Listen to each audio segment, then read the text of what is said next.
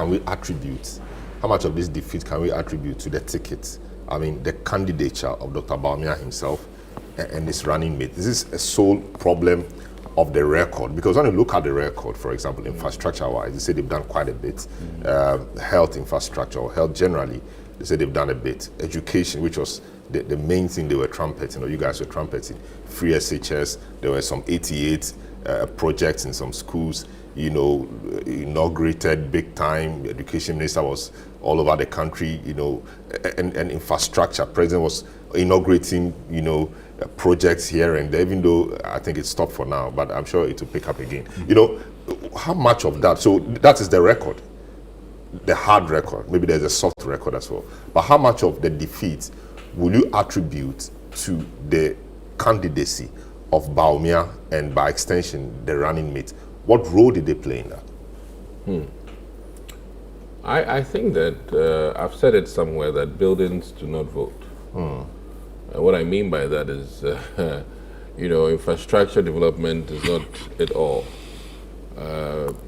Grassroots or the ordinary Ghanaian was struggling, and we went too much into capital expenditure, more so than you know, bread and butter for the ordinary Ghanaians. The ticket may have also impacted us one way or the other, but I think that, like I said, we have a systemic issue that we need to look at, more so than individuals.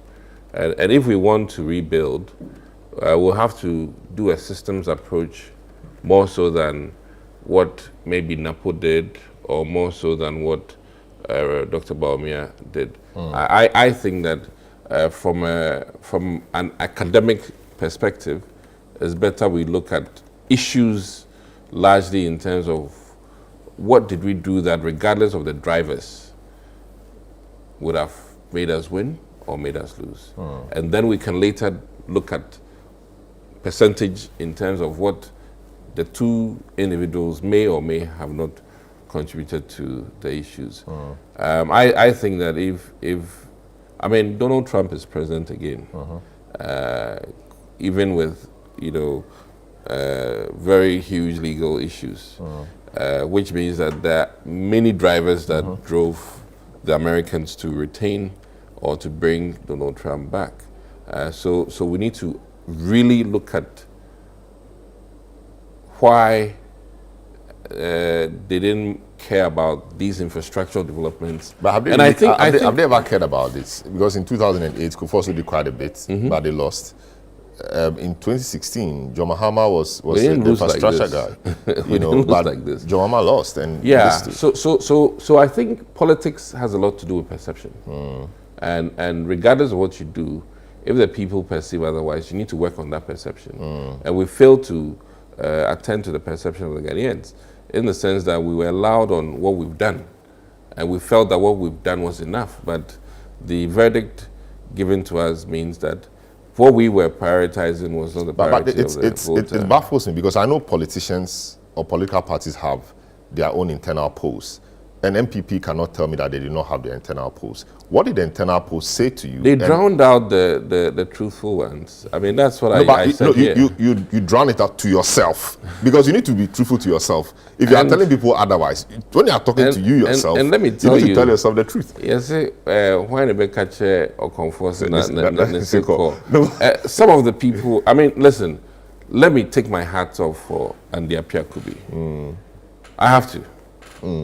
Listen, sometimes when he spoke, I shivered because I was like, wow, this is so brazen for him to do that. But then he also paid the price. He suffered for it. Well, now he's a martyr. If you think about it, yes. If we're talking about people who put their everything down for the party, you know, it's the likes of the Apiakubis who were very independent and spoke truth to power. And I really think that Andy needs to write a book, or somebody needs to write about Andy, in the sense that he really, regardless of the fear of loss of even his election or even his life said so many powerful things to us in our face, and yet, and let me tell grassroots to that. I think they've also disappointed in the sense that they always quickly sided with the authorities without questioning some of the things as we did. And largely, I think we will go back to basics and rebuild. And I think that there's a lot of hope. There is a lot of hope, and we are a party with enormous ideas.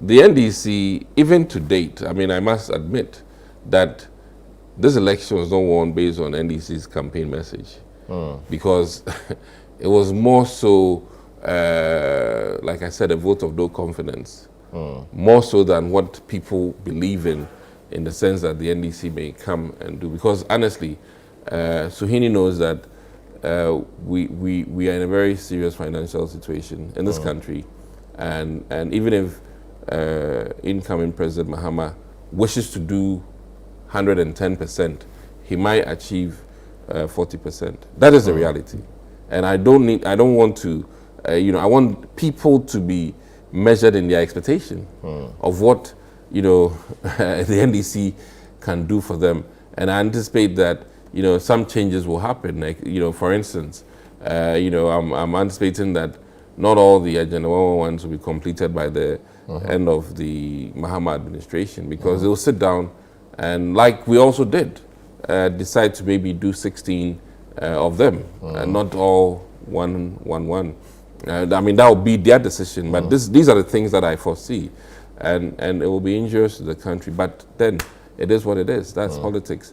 They are also coming with their priorities, and they would have to meet Ghanaians in terms of the promises they made. Once you're removing e-levy, you have to maybe bring another tax handler to show up your revenues as government. And that is where I think the discussion in terms of the national discussion on our development comes into play. And people will be very truthful to Ghanaians that, listen, we can't grow this country if we don't pay for what we want. And that is a culture that both parties need to work on. Taxation, proper utilization of taxes, that is what drives development. And you can't eat your cake and have it back. So I think in the next foreseeable months, we'll be championing, why people need to appreciate what taxes are for, and why the likes of Europe, UK, the NDC will love you for that. No, I mean, listen, I've always been, somebody who is a proponent of paying for what you want. So if you want good roads, you need to pay for it. If you want water systems to work, you need to pay for it. I mean, rule number one in economics, there's no free lunch. Neither are there anything free. Somebody is paying for it somewhere. We had free water, eventually we are still paying for it. We have to pay for it. So I think that, we need to come back to some Ghana first things. And that is what I am hoping. I've always championed Ghana first, and I think I'll champion it even further. But Suhini knows that, listen, in reality, there are promises within the next 3 years, because let me say 3 years, because within 2 years you are going to elections, and it's not going to be easy for them. And then one of our pitfalls, we did too much in such a short time. We need to have spread it. Decided that these are all very powerful, innovative things, but what can we do that will not stretch or spread us too thin? And I think that is one of the things that worried us. I see. President Nana Addo Dankwa-Akufo-Addo was very ambitious, and shall I add, too ambitious for the time.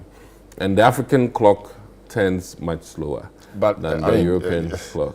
Too ambitious for a short time. He had 8 years. And this Agenda 111 thing, he wanted to do it in in 1 year? I mean, how feasible was that? So that is my point, that some of our things were just too gargantuan. I see. I mean, and you can have a different argument, but I think that, that's why then we took on so much loans, so our expenditures But the loans were great. being used for what really they were taken for. But that's a different discussion. That's a different discussion.